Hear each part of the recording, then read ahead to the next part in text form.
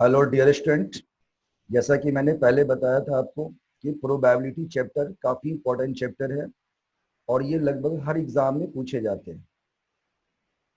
NDA, SSR, navy, air force के अंदर जो क्वेश्चंस आएंगे उनका लेवल होता है 11th-12th लेवल, प्रोबेबिलिटी 11th-12th। और SSC, banking, railway and other exams जो हैं उनका स्टैंडर्ड होता है 9th-10th। तो हमने प्रोबेबिलिटी सीरीज के अंदर 0 टू हाई लेवल स्टार्ट किया था। मैंने सबसे पहले probability part 1 for 9th standard, probability part 2 for 10th standard, probability part 3A, part 3B, part 3C, part 3D for 11th standard के basic questions and important points. इसके बाद हमारा था probability part 4A, probability part 4B, C, D and E for 12th standard. इसके बाद हमने start किया probability part 5। Probability part 5 के अंदर हमने आपको ये दिखाया कि अभी तक आपने जितनी प्रोबेबिलिटी सीखा, अब इसके बाद कोई भी एग्जाम की अगर आपके पास क्वेश्चन आते हैं, आप उस क्वेश्चन को इजीली बना सकते हो। तो प्रोबेबिलिटी पार्ट 5A के अंदर जो हमने क्वेश्चन दिए थे, आए हुए क्वेश्चन, जो क्वेश्चन बैंकिंग एग्जाम में, रेलवे एग्जाम में, एसएससी एग्जाम और एग्जाम्स में जो क्वेश्चन आए हुए थे प्रोबेबिलिटी के बेस पर, वो क्वेश्चन दिया था। और अब हमारा है ये, आज जो हम कराएंगे आपको प्रोबेबिलिटी पार्ट 5B। इसके अंदर जो हमने क्वेश्चन लिए हैं वो आए हुए क्वेश्चन है। ये क्वेश्चन है क्वेश्चन फ्रॉम एनडीए 2018, 2018 के अंदर जो एनडीए फर्स्ट के अंदर जो क्वेश्चन पूछा गया है उस क्वेश्चन को हमने लिया है। अब देखो, जैसे आपका पहला क्वेश्चन, आपको पता चल जाएगा कि जो हमने बेसिक पॉइंट्स बताए, एक भी क्वेश्चन उससे हट के नहीं आएगा, सारे क्वेश्चन से रिलेटेड होंगे। जैसे आपने देखा पहला question, two fair dice are rolled, what is the probability of getting a sum 7? आपने बिल्कुल सीखा था कि दो फेयर डाइस को रोल कराया जाता है तो बताइए कि क्या प्रोबेबिलिटी है कि सम उसका 7 होगा। तो आप जानते हैं टोटल आउटकम हमारे पास क्या है, 6 × 6 36। फेवरेबल आउटकम क्या है, फेवरेबल आउटकम बताया गया है कि सम 7 होना चाहिए। डेट इज 6 आ जाएगा, 2 5 आएगा, 3 4 आएगा, 4 3 आएगा, 5 2 आएगा और 6 1 आएगा। तो प्रोबेबिलिटी ऑफ गेटिंग सम 7, अब पहले फॉर्मूला सीख चुके हो अभी तक, favourable outcome by total outcome, 6/36 आ जाएगा 1/6। आपका आंसर आ गया। ऑप्शन में दिया रहेगा आपको ABCD के अंदर, अगर 6/36 है वो भी राइट है, 1/6 है वो भी right, both are correct answer. अब देखो दूसरा क्वेश्चन हम लेते हैं। ये दूसरा क्वेश्चन क्या कह रहा है कि if A and B are the two event cited twice probability A equal to thrice probability B, where 0 less than is P of A and less than P of B less than 1, then which are one of the following is correct? कह रहा है कि twice probability A equal होता है thrice probability B, where 0 less than है probability A से, probability A less than है probability of B से, और ये लेस देन है 1 से। कौन सी बात राइट है? तो सबसे पहला कंडीशन है जो गिवन है उसको आप चेक कीजिए। गिवन आपका क्या है कि ट्वाइस ऑफ, जैसे आप देखो यहाँ हमने लिया है कि twice of probability A equal to 3, probability B equal है, हमने इसको K मान लिया। तो प्रोबेबिलिटी ऑफ A क्या होगा, K/2, प्रोबेबिलिटी ऑफ B क्या होगा, K/। इससे पता चल गया कि प्रोबेबिलिटी A K/2 है और ये K/3। आप देख के बता सकते हैं इसमें कौन ग्रेटर है कौन स्मॉल है। अगर न्यूमरेटर सेम हो, जिसका डिनोमिनेटर छोटा होगा वो नंबर ग्रेटर होता है। तो P of A greater than P of B है। P of A greater than क्या होगा, P ऑफ B होगा। अब आप देखोगे कि आपके जो क्वेश्चन में इसने दे रखा है कि 0 is less than P of A less than P of B less than 1, that means K/2, K/2 less than K/3। ये तो बिल्कुल गलत है, K/2 कभी लेस देन K/3 नहीं होगा, K/2 तो ग्रेटर देन 3 है। इसलिए दिया गया क्वेश्चन ही गलत है, रॉन्ग क्वेश्चन है। कभी कभी ऐसे क्वेश्चन पूछे जाते हैं, ये क्या है, रॉन्ग क्वेश्चन है। चलो थर्ड क्वेश्चन चेक करते हैं। ये क्वेश्चन कह रहा है आपका a box had 10 cheats numbered 0 1 2 3 9. First one cheat is drawn at random and kept aside. From the remaining a second cheat is drawn at random. What is the probability that the second cheat drawn is 9? अब आपसे ये पूछा जा रहा है कि box के अंदर 10 चीट है, जिसमें कह रहा है 0 1 2 3 2 9 लिखा हुआ है। एक चीट आप उससे ड्रॉ करते हो, उसको अलग रख देते हैं, जो रिमेनिंग बचा हुआ उसमें से फिर एक चीट निकालते हैं। क्या प्रोबेबिलिटी है कि सेकेंड चीट जो ड्रॉन होगा वो 9 होगा। तो आप देखेंगे इसमें कि probability of second cheat is 9 equal to क्या होगा, ये आपकी निकालनी है। तो हमने निकाला probability of first cheat is not 9 into probability of second cheat is 9। तो अगर पहला जो है वो चिट 9 ना हो, इसकी प्रोबेबिलिटी क्या है, 9 को छोड़कर आपके पास टोटल कितने नंबर हो गए, 9 नंबर हो गए। 0 to 9 में टोटल नंबर हमारे पास 10 थे, 9 को छोड़ दो 9 नंबर होंगे, तो 9/10 हो गया। और प्रोबेबिलिटी ऑफ सेकेंड इज 9। अब दूसरा जो है 9, 9 तो एक ही नंबर है और टोटल नंबर आप कितने बच गए हमारे पास 9, तो 1/9 आ गया। 9 से 9 कैंसिल हो गया, आंसर आ गया 1/10, बिल्कुल राइट आंसर। अब देखो तो अगला क्वेश्चन हम लेते हैं, कह रहा one bag contain 3 white and 2 black ball and another bag contains 5 white and 3 black ball. If a bag is chosen at random and a ball is drawn from it, what is the chance that it is a white? कह रहा कि एक bag के अंदर 3 white और 2 black ball, दूसरे bag के अंदर 5 white और 3 black ball है। एक कह रहा है if A bag is choose random, अगर दोनों में से कोई एक बैग को रैंडमली चूज किया जाता है और एक बॉल निकाला जाता है, तो क्या प्रोबेबिलिटी है कि ये बॉल क्या होगा, व्हाइट होगा। यहाँ दो कंडीशन है। पहले तो आप देखोगे दो बैग आपके पास है, प्रोबेबिलिटी क्या है, फर्स्ट बैग आने की और दूसरे बैग आने की। फिर इसके बाद जब बैग 1 या 2 आता है, फिर आपको देखना है कि व्हाइट की प्रोबेबिलिटी क्या है। तो आपने देखा प्रोबेबिलिटी व्हाइट बॉल, सपोज कीजिए कि पहला बॉल ये बैग आ गया, तो फर्स्ट बैग के आने की प्रोबेबिलिटी क्या है, फर्स्ट बैग तो एक है, टोटल 1/2 आ गया। और अगर उसके अंदर हम व्हाइट की बात करें तो व्हाइट 3 है और टोटल हो जाएगा 3 + 2 5, 3/5। अगर हम बात करें सेकेंड बैग की तो 1/2 आ जाएगा। और सेकेंड बैग के अंदर आप देखेंगे 5 व्हाइट 3 ब्लैक, 8 टोटल है, 5 है, तो 5/8 आ जाएगा। तो आपका जवाब आ गया 3/10 + 5/16। एलसीएम आ जाएगा आपका 16 और 10 का एलसीएम 80, 10 8 जा 80, 3 × 8 24 आ जाएगा, 16 5 जा 80, 5 5 जा 25। तो आपका आंसर क्या आ गया 49/80, बिल्कुल करेक्ट आंसर है। तो सारा बेसिक पॉइंट हम बता चुके हैं, बिल्कुल सही जवाब। नेक्स्ट क्वेश्चन देखो, पांचवा क्वेश्चन आपसे पूछा गया है, consider the following in respect of 2 events A and B. दो इवेंट्स ए और बी दिया गया, इसमें आपको बताना है। पहला कंडीशन है probability of A occurs but not B, यानी equal to probability of A minus probability of B, A B is a subset of A. दूसरा कह रहा है प्रोबेबिलिटी ऑफ ए अलोन और B alone occurs equal to probability of A plus probability of B minus probability of A intersection. तीसरा point कह रहा है probability ए union B क्या होता है, probability A plus B if A and B are mutually exclusive है। तो कह रहा है which one of the above is correct, इसमें से कौन सा जो है करेक्ट है ये बताना है। तो आपको ऑप्शन दिया गया है, पहला ओनली वन, दूसरा 1 and 3, second and 3 and 1 and 2। तो कोई भी ऐसा क्वेश्चन आता है सबसे पहले निकालना है क्या है, probability of A occurs but not B की हम बात करें तो ए अकर्स बट नॉट बी का मतलब है probability A only. A only का मतलब आपने सीखा है probability A minus probability of A intersection.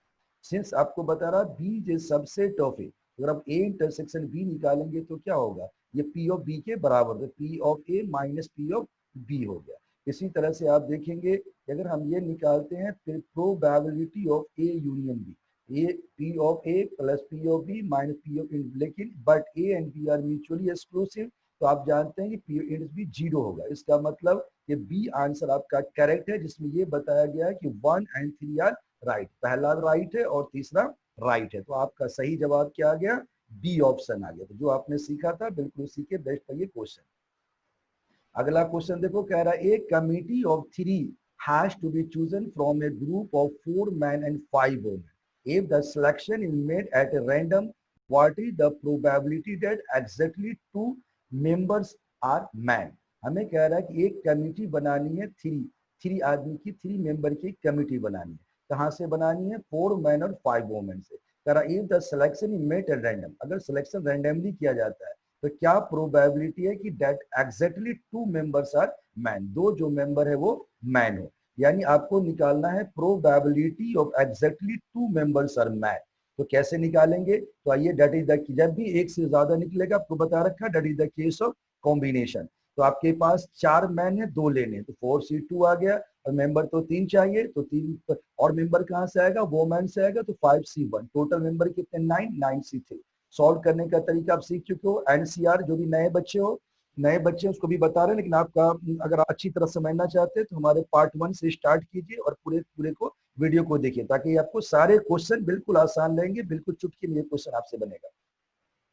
तो अब आप देखोगे 4 फैक्टोरियल आ गया, 2 फैक्टोरियल आ गया, 4 माइनस 2 इंटू में आ जाएगा 5 फैक्टोरियल, ये आ गया 1, 5 माइनस 1 फैक्टोरियल। नीचे आपका आएगा 9 फैक्टोरियल, 3 फैक्टोरियल, 9 माइनस 3, क्योंकि आपके पास फॉर्मूला होता है, दोबारा रिपीट कर रहे हैं, एनसीआर का फॉर्मूला क्या है, n factorial upon r factorial और एन माइनस आर फैक्टोरियल, इसी फॉर्मूले का हमने यूज किया है। और इसका हमारा आंसर आ गया 10 अपॉन में 28, दैट इज, इसको और काटोगे ये आ जाएगा 5/14, यही आपका राइट आंसर है। नेक्स्ट क्वेश्चन देखो, क्वेश्चन नंबर है 7।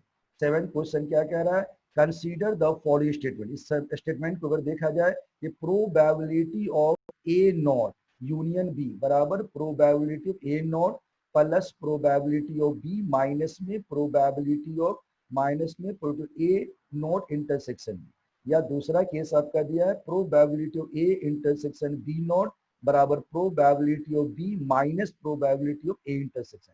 तीसरा दिया है प्रोबेबिलिटी ए इंटरसेक्शन बी होगा प्रोबेबिलिटी ऑफ बी इनटू में probability conditional put A when B has already taken.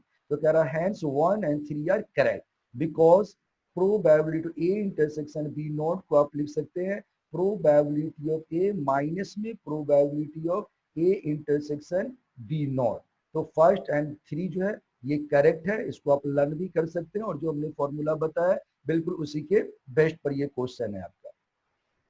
तीसरा आप देखेंगे क्वेश्चन, काफी अच्छा क्वेश्चन है ये, कह रहा है कि the probability that student will solve question A and question B are 0.4 and 0.5 respectively, what is the probability that he solve at least one of the two question। कम से कम एक क्वेश्चन, कम से कम जैसे ही बोलता है एक क्वेश्चन मतलब एक भी कर सकता है और दो भी कर सकता है, तो हमें कह रहा है probability of at least one question will be solve, का मतलब हुआ probability of both question will be solved, या plus probability of solve question A but not B, probability solve question B but not A।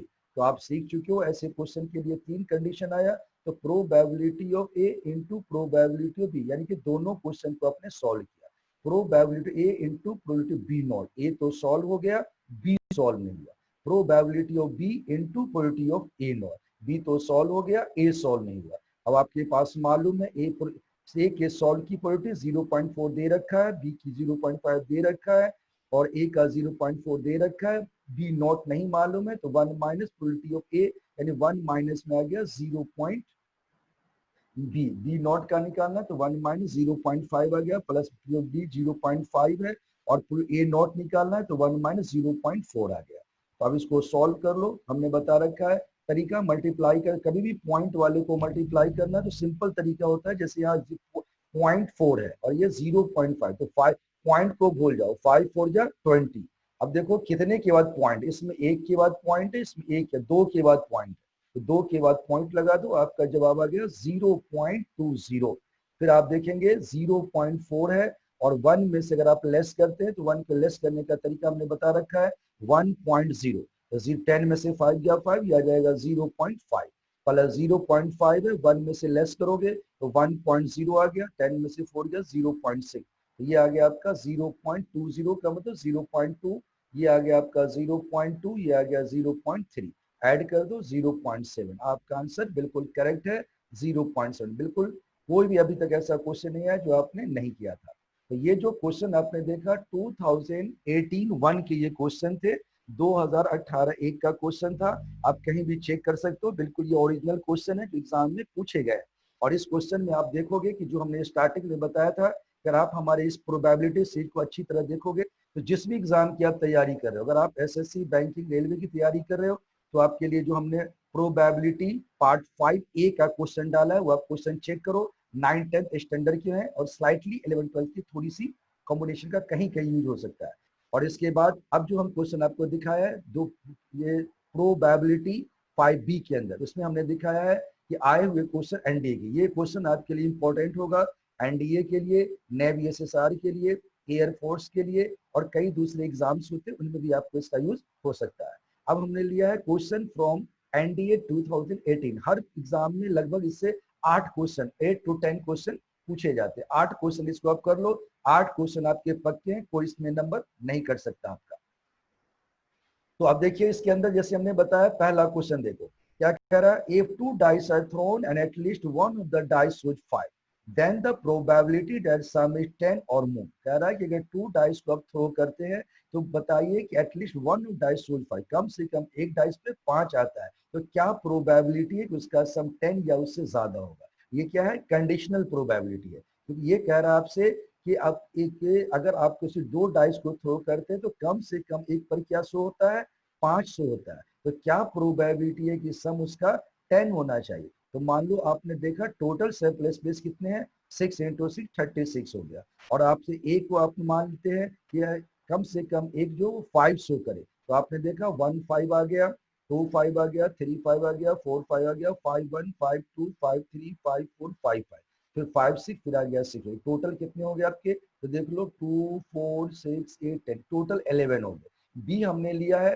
जो सम है 10 या मोर, 5 5 10 होता है, 5 11 होता है, 6 11, हमें निकालना है probability of B conditional to B when A has already done, यानी कि probability of the sum, probability that sum should be 10 और more when one side have 5। तो probability conditional to A when A has already occurred, क्या होता है, B intersection A by A, तो ये आ जाएगा 3 अपॉन में 36 अपॉन 11 बाई 36, 36 से काट दो, 3 बाई 11, आपका आंसर बिल्कुल राइट, बिल्कुल सही जवाब है, कोई गलती नहीं, बिल्कुल पॉइंट टू पॉइंट क्वेश्चन मिलेंगे जो हमने करवाया।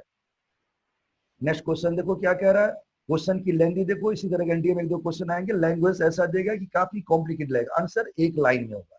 क्या कह रहा है, in a bolt factory machine XYZ manufactures bolt that are respectively 25%, 35% and 40% of factory total outcome, यानी टोटल आउटकम का जो ये फैक्ट्री 25%, 35, 40 रिस्पेक्टिवली देता है। The machine XYZ respectively produce 2%, 4%, 5% defective bolt. A bolt is drawn at random from the port. एक bolt को randomly निकाला जाता है and it is found to be defective. वो देखा क्या गया, वो डिफेक्टिव है। What is the probability that it was a manufactured by machine? क्या प्रोबेबिलिटी वो मशीन X से मैन्युफैक्चर्ड हुआ है। It is a case of Bayes theorem. Bayes theorem से ये क्वेश्चन बनेगा क्योंकि आपको 3 कंडीशन दिया गया है। तो आपने देखा कि आपके पास 3 मशीन है XYZ, तो हमने निकाल लिया probability to manufactured by machine X। X का निकालना है तो X का देखो 25 है और आउटकम क्या दे रहा है, प्रोडक्ट 2 पर में 25 इंटू 2 आ गया, नीचे तीनों का ले लो, 25 इंटू 2, 35 इंटू 4, 40 इंटू 5, आपका आंसर आ गया बिल्कुल करेक्ट, कुछ नहीं करना था, लेंथी क्वेश्चन था, आंसर एक लाइन।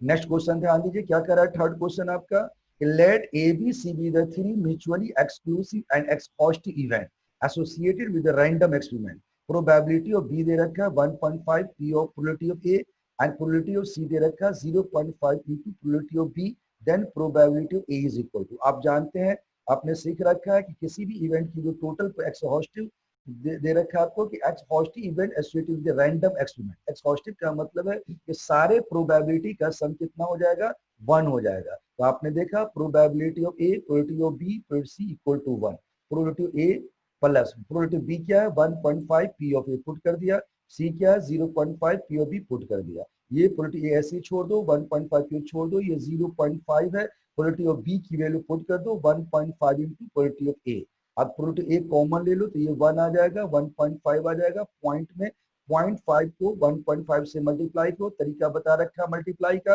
पॉइंट को भूल जाओ, 15 को 5 से करो, 75 आ गया। देखो पॉइंट कितने के बाद है, यहाँ 1 के बाद, यहाँ 2 के बाद है, 2 के बाद पॉइंट लगा दो, आपका जवाब आ गया 0.75 इक्वल टू 1। तो ये प्रोबेबिलिटी ऑफ ए आ गया, इसको जोड़ोगे 1 प्लस 1.5 प्लस 0.75, यहाँ भी 1.00 कर दो, 1.5 भी आ जाएगा 3.25, तो 3.25 आ गया। तो आपको निकालना है प्रोबेबिलिटी ऑफ ए, तो ये क्या आ जाएगा 1 अपॉन में आ जाएगा 3.25, पॉइंट को हटाओगे, पॉइंट के बाद 2 डिजिट है तो ऊपर 2 जीरो, 100/325, इसको काट दो पहले 5 से, 5 2 जा 5 4 जा 20, 5 6 जा 30, 65 आ गया, फिर 4/13, यही आपका राइट आंसर है, बिल्कुल करेक्ट आंसर, कोई गलती नहीं। देखो नेक्स्ट क्वेश्चन कह रहा है, 8 coins are tossed simultaneously, the probability of getting at least 6 hit। इसमें हमने जो फॉर्मूला बताया था बाइनोमियल डिस्ट्रीब्यूशन रिलेटेड क्वेश्चन है। 8 coins are tossed simultaneously, the probability get at least 6 head, कम से कम 6 हेड होना चाहिए। 8 कॉइन को टॉस करते हैं तो मैक्सिमम कितने 6 हेड आ सकते हैं? 8 हेड आ सकते हैं। ये बोला एटलीस्ट 6 तो आना ही चाहिए, तो 6 लेना है, 7 लेना और 8 केस लेना है। तो टोटल एन आपके पास आ गया 8, एक्स की वैल्यू 6, 7, 8। प्रोबेबिलिटी पी का मतलब है प्रोबेबिलिटी ऑफ, क्या बोला इसने कि एटलीस्ट हेड, तो प्रोबेबिलिटी ऑफ हेड क्या होता है कॉइन के अंदर? 1/2। और 1/2 आ गया। क्यू क्या होता है आपने सीख रखा है? 1 माइनस पी, तो 1 माइनस हाफ क्या आ जाएगा? हाफ। क्यू की वैल्यू भी हाफ आ गई। प्रोबेबिलिटी एक्स इक्वल टू सी, यानी probability of distribution x equal to 6, distribution x equal to 7 and x equal to 8। Formula क्या था हमारा? NCR, यानी 8C6 हो गया। NCX बोलो या NCR बोलो, एक ही बात है। NCX यानी 8C6 हो गया। और Q की पावर हो गई, P की पावर हो गई हाफ, 8 माइनस 6 इंटू में हाफ का आ जाएगा 8। इसी तरह 8C7 आ गया, हाफ की पावर 8 माइनस 7 इंटू में हाफ का 7, ये आ जाएगा 8C8, हाफ का 8 माइनस इंटू हाफ का 8। तो 1/2 की 8 सबके अंदर आ गया। 8C6 को सॉल्व करोगे तो ये आ जाएगा 28। हम सब में सॉल्व नहीं करें, आप सब कर चुके हो। जो बच्चे बिल्कुल नए हो, पहली बार हमारा ये वीडियो देख रहे हो, वो आप एक से आगे तक देखो तो आपको ज्यादा और ज्यादा समझ में आएगा। वैसे हम बता रहे हैं यहाँ भी NCR का फॉर्मूला भी पहले बताया, n फैक्टोरियल, नीचे r factorial, n minus r। जैसे आप देखोगे ये 8C6 है, 8 फैक्टोरियल आ गया, नीचे 6 आ जाएगा और 8 में से 6 गया 2 फैक्टोरियल आ जाएगा। ये 28 आएगा, ये 8 आएगा और ये 1 आ जाएगा। तो 28 प्लस 8 प्लस 1 37 हो जाएगा। 2 की पावर 8 हर बच्चा जानता है, 2 को 8 में मल्टीप्लाई करोगे। इसी तरीका है, 2 का 4 16, 2 का 4 16, 16 16 256। तो जवाब आ जाएगा 37 अपॉन में 256, बिल्कुल राइट आंसर। इसके बाद आपको देखना है कि 3 groups of children contain 3 girls and 1 boy. 2 girls and, तो कह रहा है कि 3 groups of children contain 3 girls and 1 boy, 2 girls and 2 boys, 1 girl and 3 boys, 1 child is selected at random from each group, the probability that the 3 selected consist of 1 girl and 2 boys। तो हमें कह रहा है कि 3 group बच्चों का है, जिस एक ग्रुप में 3 लड़कियां हैं, 1 लड़के हैं, दूसरे ग्रुप में 2 गर्ल्स 2 बॉय, थर्ड ग्रुप में 1 गर्ल 3 बॉय। कह रहा हूँ एक चाइल्ड को सिलेक्ट करना रैंडमली फ्रॉम ईच ग्रुप, और 1 child is selected from each group, her group से एक बच्चे को सिलेक्ट करना है। The probability that 3 selected consist of 1 girl and 2। ये जो 3 का आप सेलेक्ट करोगे उसमें एक लड़की होनी चाहिए, 2 लड़का होना चाहिए। तो हम क्या करेंगे, ये भी कंडीशन है आपका। देखो कह रहा रिक्वायर्ड प्रोबेबिलिटी, सबसे पहले अपने का 3 ग्रुप है, तो पहले ग्रुप के अंदर से हमें बोला 1 गर्ल एंड 2 बॉय। हम ये 1 गर्ल की बात करते हैं, पहले ग्रुप से एक लड़की ले लेते, तो 3 लड़की है तो उसकी प्रोबेबिलिटी होगी 3/4। अब दूसरे से हमें लड़का लेना पड़ेगा तो 2 लेंगे 2/4। तीसरे से भी लड़का लेना पड़ेगा 3/4 प्लस। दूसरे केस में आते हैं, मान लो कि पहले में से हमने लड़का लिया, लड़का कितना 1 है तो ये आ जाएगा 1/4। दूसरे से हमें लड़की लेना होगा तो हमने उससे एक लड़की ले ली, ये हो जाएगा 2/4। तीसरे से फिर हमें लड़का लेना होगा, इसका आ जाएगा 3/4। नेक्स्ट केस में लेते हैं, मान लो तीसरे से आपने एक लड़की ली, तो एक लड़की ली तो 1/4 आ गया। पहले से आपको क्या लेना होगा, लड़का लेना होगा, तो या लड़का लेना होगा तो यह आ जाएगा 1/4, दूसरे से लड़का लेना होगा 2/4। अब इसको सॉल्व करो तो आप देखोगे कि पहले के अंदर फर्स्ट में 3 काटा नहीं, कि सबके नीचे स्मार्ट ट्रिक कहता है कि अगर सबके नीचे डिनोटर सेम आ रहा हो तो आप काटो मत। काटने से क्या होगा, अलग अलग डिनोटर आएगा तो एलसीएम लोगे, आपका टाइम ज्यादा कंज्यूम होगा। तो सब में अगर एलसीएम सेम है तो आपको काटना नहीं है। तो 3 2 जा 6, 3 जा 18 आ गया 64, ये आ गया 2 3 जा 6 64 आ गया, 2 अपॉन में 64 आ गया। एलसीएम 64 है, ऊपर ऐड कर दो 26 आ गया। इसको अगर काटोगे आप 13/32, आपका आंसर बिल्कुल करेक्ट। एक भी क्वेश्चन ऐसा नहीं जो आपने पहले नहीं सीखा है। अब नेक्स्ट क्वेश्चन देखो क्या कह रहा है कि if the probability of simultaneous occurrence of the two event A and B is P and probability that exactly one of A and B occur is Q, which of the following are correct। हमें कह रहा है कि probability of simultaneous occurrence of two event A and B is P, यानी दोनों event simultaneously होता है, उसकी प्रोबेबिलिटी क्या है, पी है। और exactly one of them occurs, उसकी प्रोबेबिलिटी क्या है, क्यू है। तो कौन सी बात इसमें राइट है। Probability of A not plus B not बराबर होगा 2 माइनस 2p माइनस q, या probability of A not intersection B not है 1 माइनस p माइनस q, या आपको दे रखा है ऑप्शन पहला 1 only, second only, both 1 and second, neither 1 और सेकेंड। तो आपका ट्रिक यही कहता है कि सबसे पहले आप समझिए क्या पूछा गया है, अगर आप लेते हैं probability of A plus probability of B minus में 2 probability of A intersection B, ये क्या दे रखा है आपको, क्यू दे रखा है।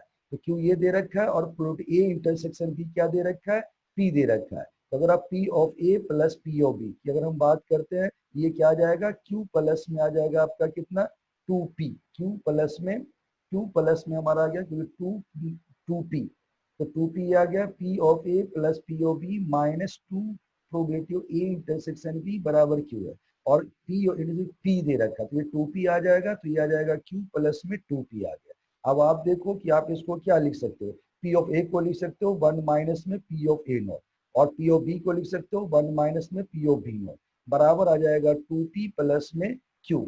तो ये हमारा है probability of A not probability of B not बराबर 2 माइनस 2p माइनस में q आ गया। तो आप देखोगे ये पहला वाला ऑप्शन इसी तरह का दे रहा है। हम अगला चेक करके देखते हैं, तो ये हमारे पास है probability A not intersection B not का मतलब होता है 1 माइनस में प्रोबेबिलिटी ए यूनियन बी, तो 1 माइनस में p प्लस क्यू लोगे तो 1 माइनस p माइनस क्यू, यानी कि आपका जवाब दोनों राइट है। यानी कि सी सेक्शन में आप चेक कीजिए, सी सेक्शन में क्या दिया हुआ है आपको, सी सेक्शन में कह रहा है ए 1 माइनस पी माइनस, यानी बोथ 1 एंड 2, तो आपका राइट आंसर आ गया बोथ 1 एंड 2, बिल्कुल कहते हैं, बेसिक फॉर्मूला था, उसी से रिलेटेड ये क्वेश्चन था।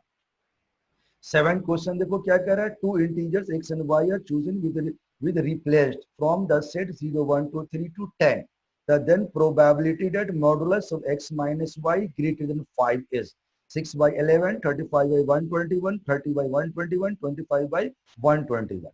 तो आप देखेंगे इसका राइट आंसर क्या है, ये दिखने में लग रहा है उल्टा, लेकिन बिल्कुल सिंपल क्वेश्चन है। 0 से 1 0 1 2 3 से लेकर टोटल 10 कितने नंबर हो गए, 11 नंबर हो गए, और 11 नंबर आपके पास हुआ क्या, टू इंटीजर है, 2 बार करना है, तो ये कह रहा है कि टू इंटीजर इतना चूजन विद रिप्लेसमेंट अलाउड है, रिप्लेसमेंट अलाउड है, तो हमारा फॉर्मूला था r2 की पावर n, हमने बता रखा है, 11 का 2 आ जाएगा, 121 तो टोटल हो गया। अब इसके बाद हमें प्रोबेबिलिटी क्या निकालनी है कि magnitude of x minus 5 greater than 5 होना चाहिए, जो आप पेयर लेंगे वो ग्रेटर देन 5 होना चाहिए। जैसे आपने पेयर लिया 1 के साथ लिया, यानी डिफरेंस की बात कर रहा है, जैसे आपने लिया 1 और 6, 1 के साथ तो कोई नहीं है कि 1 और 6 का डिफरेंस कितना हो जाएगा, 5 हो जाएगा। 2 के साथ लोगे, जैसे 2 के साथ आप लेते हैं 2 5 ले सकते हैं, 2 6 ले सकते हैं, इसी तरह 3 के साथ आप लेंगे 3 4 ले सकते हैं, 3 5 ले सकते हैं, इसी तरह आप लेते चले जाओगे, तो आपके पास टोटल जो नंबर है वो 30 आ जाएगा। तो आपका जवाब हो जाएगा 30 बाई 11 का स्क्वायर, यानी 30 बाई 121, बिल्कुल करेक्ट आंसर।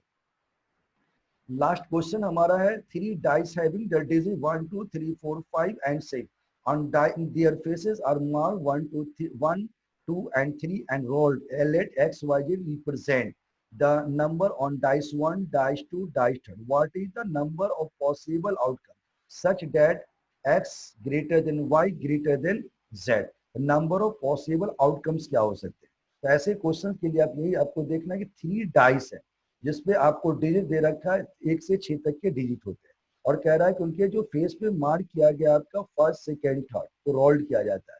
कह रहा है एक्स वाई रिप्रेजेंट करता है नंबर ऑन डाइस फर्स्ट पर सेकेंड पे थर्ड पे, तो what is the number of possible outcome such that X greater than Y है, वाई ग्रेटर देन जेड है। नंबर ऑफ पॉसिबल आउटकम्स की अगर हम बात करें तो नंबर ऑफ पॉसिबल आउटकम्स क्या हो सकते हैं, तो 10 प्लस 6 प्लस 3 प्लस 1, ये हमारा कितना आ रहा है, 10 प्लस 6 हो गया 16, 3 19 प्लस 1 20, तो टोटल हमारे पास क्या आ गया 20, तो ये हमारा राइट आंसर क्या आ गया, हमारा 20 आ गया। तो बिल्कुल सिंपल क्वेश्चन था, लैंग्वेज लंबा हो लेकिन क्वेश्चन बिल्कुल सिंपल है।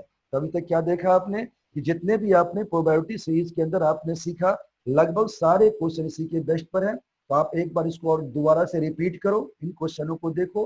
कोई भी किसी भी एग्जाम को क्रैक करने का सबसे इंपॉर्टेंट तरीका यही होता है कि पहले उस टॉपिक के जो बेसिक पॉइंट्स हैं उनको क्लियर करो, फिर आए हुए क्वेश्चंस को बनाओ। अगर आए हुए क्वेश्चन आपसे बनने लगते हैं इसका मतलब कि आपका कंसेप्ट क्लियर है, आप उसको एग्जाम को क्रैक कर सकते हैं।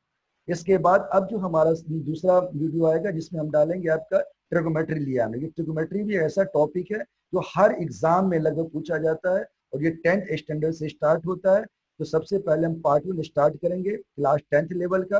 तो ये ट्रिगोमेट्री आपके जो हर एग्जाम में लगभग क्वेश्चन पूछ रहे हैं आजकल, एसएससी के अंदर आएगा, बैंकिंग रेलवे के अंदर भी, बैंकिंग के अंदर भी थोड़े बहुत पूछे जाते हैं, एसएससी में तो पूछता ही पूछता है। रेलवे के अंदर भी पूछे जाते हैं। जो उनका लेवल होता है वो अप टू 10th लेवल होता है। और जो आपके एनडीए के अंदर, नेवी सीएसआर के अंदर, एयर फोर्स के अंदर आएंगे ट्रिग्नोमेट्री के क्वेश्चन, वो आपके जो 11th-12th के बेस पर आएगा, और इसी के बेस पर जो है डिफरेंशिएशन इंटीग्रेशन के बहुत सारे क्वेश्चन आपके बनेंगे। तो कैसा लगा ये आपका वीडियो, अब कैसा आपको समझ में आया? इसको अच्छी तरह से जो है आप सॉल्व कीजिए। अगर कोई दिक्कत आती है तो कमेंट कीजिए, और इसको लाइक कीजिए, सब्सक्राइब कीजिए, ताकि आपको इस तरह की जो वीडियोस हैं जो भी हम डालते हैं वो आपको लगातार मिलता रहे और आपको उसका